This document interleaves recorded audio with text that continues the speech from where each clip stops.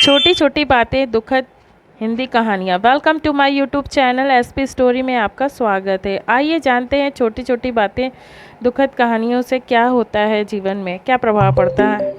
Phone की घंटी बजी और शिवानी ने फ़ोन उठाया। उधर से कोई बोला, भाभी। रोने की आवाज़ आने लगी। शिवानी ने प्यार से पूछा, क्यों रो रहे हो? छोटे बच्चे की तरह।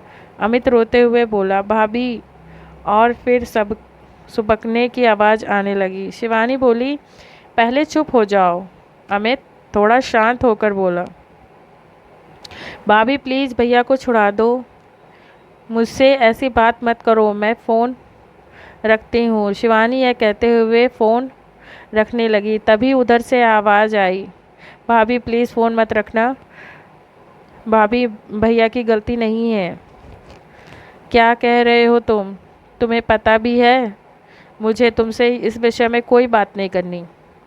कुछ और बात है तो बताओ। भाभी मैं जानता हूँ, अमित रूंधे हुए स्वर में बोला।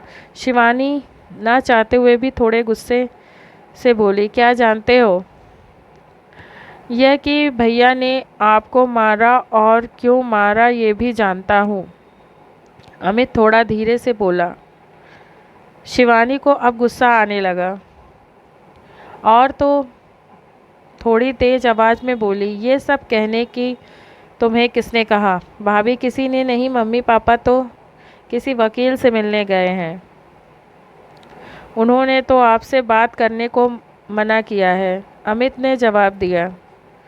तो फिर क्यों बात कर रहे हो?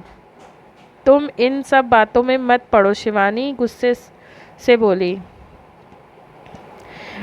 कैसे ना पढ़ूं? वो मेरे बड़े भाई ही नहीं, सब कुछ हैं। मैं उनके बिना कैसे जीऊँगा? गलती मैंने की और सज़ा भैया भुगत रहे हैं। अमित कहकर चुप हो गया। तुमने कोई गलती नहीं की। तुम्हारे भैया ने मुझे मारा है, एक बार भी नहीं, 2 बार। पहले थप्पड़ मारा और फिर अगले दिन मेरा गला दबाने की कोशिश की। शिवानी झंझलाहट में सब बोल गई। अमित भी चीख कर बोला, माँ ने कहा था कि उसे सच जान। उसने अमित की स्कूल की यूनिफॉर्म की टाई और बेल्ट क्यों छुपा थी? वो भैया को बार बार फ़ोन करके परेशान किए जा रही थी। भैया ने बताया था कि आपने ऐसा कुछ नहीं किया। उन्होंने कहा आप झूठ बोल रही हैं। आप चाहती ही नहीं कि मैं पढ़ूं। बस भैया को गुस्सा आ गया। मैंने सोचा भैया सब जब शांत हो जाएंगे तो मैं सच बता दूंगा। तुम क्या कह रहे हो? तुम्हें पता भी है? शिवानी हैरान होकर बोली। अमित धीरे से बोला, हाँ भाभी, मैं जानता हूँ मैं क्या बोल रहा हूँ। 24 जनवरी सुबह 5 बजे आप दोनों बेंगलुरु के लिए निकल गए थे। मुझे लगा था उस दिन मैं स्कूल की छुट्टी कर लूँगा, पर मम्मी पापा बोले नहीं, कोई छुट्टी नहीं, स्कूल जाओ। स्कूल में मेरा टेस्ट था और मैंने याद नहीं किया था। मम्मी पापा को पता था कि बुधवार को स्कूल की यूनिफॉर्म की चेकिंग होती है, इसलिए मैंने टाई बेल्ट जल्दी से बेड में नीचे डाल दी और उनके साथ ढूंढने लग गया। बस ढूंढते ढूंढते समय कट गया। मम्मी को लगा कि आप छुपा कर गई हैं। उन्होंने तभी भैया को फ़ोन लगाकर गुस्से में आपके लिए बहुत कुछ कहा और साथ में ये भी कह दिया, आप चाहती ही नहीं मैं पढ़ूं। मुझे यह नहीं पता था यह इतनी बड़ी बात हो जाएगी। सारी भाभी, शिवानी ने दर्द भरी आवाज़ में कहा। तुमने यह बात अपने भैया से क्यों नहीं की बताई? मैंने भैया को फ़ोन किया था, पर भैया ने कहा मैं बाद में बात करूंगा। मैं डर भी गया था। भाभी प्लीज़ मेरे भैया को जेल से निकाल दो, उनकी ज़िंदगी ख़राब हो जाएगी। उन्होंने बहुत मेहनत की है, तब जाकर इतनी अच्छी नौकरी मिली है। भाभी प्लीज़ मेरी खातिर। ये कहकर अमित ज़ोर ज़ोर से रोने लगा। शिवानी बोली, चुप हो जाओ, मैं तुम्हारे भैया को जेल से निकाल दूंगी, पर तुम प्रॉमिस करो तुम हमारी इन बातों के बारे में कभी किसी को नहीं बताओगे, अपने भैया तक को नहीं। आज के बाद मुझसे बात भी नहीं करोगे। शिवानी ने फ़ोन रख दिया। फ़ोन रखकर वो फूट फूट के रोने लगी। थोड़ी देर बाद चुप हो गई और कंप्लेंट बॉक्स वापस कैसे लेनी है सोचने लगी, क्योंकि पापा ने ही वहाँ से थाने फ़ोन किया था और पुलिस रात को आकर पकड़ कर ले गई थी। तभी दरवाजे पर बैल बजती है। वह दरवाजे के पीप होल से देखकर दरवाज़ा खोल देती है और दरवाज़ा खोलते ही अपने पापा के गले लगकर खूब रोती है। उसके पापा की भी आंखें नम हो जाती हैं। फिर उसके पापा उसे चुप करवाते हैं और उसे कहते हैं, तैयार हो जाओ, थाने जाना है, एफआईआर लिखवाना है।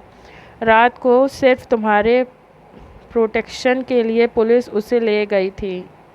शिवानी पहले अपने पापा को पानी देती है और फिर चाय बनाकर लाती है। पापा कहते हैं, चाय क्यों बनाई?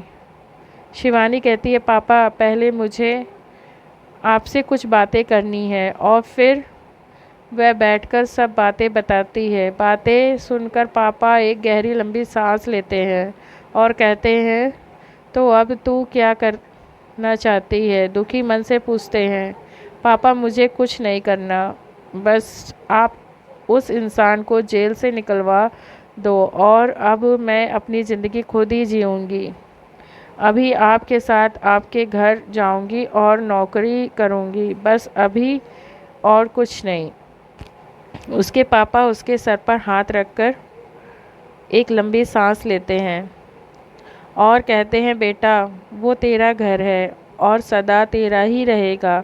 भावुक हो उठते हैं, फिर अपने को संभालते हैं हुए कहते हैं, तू जो चाहे कर, बस खुश रहने की कोशिश कर और खुद के आंसू संभाल नहीं पा रहेगा। प्यार आए तो थे रोष से भरे हुए, ये सोचकर कि उसे सज़ा दिलवाकर ही चैन की सांस लेंगे, पर बेटी के आंसुओं और बातों ने शांत कर दिया। कभी कभी घर की छोटी छोटी बातें घर तबाह कर देती हैं, घर बसने से पहले ही उजाड़ देती हैं, सपनों के ताजमहल मिनट में ढेर कर देती हैं। मेरी बेटी का क्या कसूर था? ये सब सोचते हुए उठते हैं और शिवानी से सामान पैक करने को कहते हैं। फिर पापा बेटी थाने जाने के लिए निकल जाते हैं। धन्यवाद। अगर आपको ये कहानी पसंद आए तो मेरे चैनल को लाइक करें, शेयर करें, सब्सक्राइब करें। इस कहानी से अगर आपको कुछ सीखने को मिला है तो हमें कमेंट बॉक्स में ज़रूर कमेंट करें, ताकि हम ऐसी ही मोटिवेशन और फैमिली वाली स्टोरीज़ आपके लिए लाते रहें और आपका मनोरंजन करते रहें।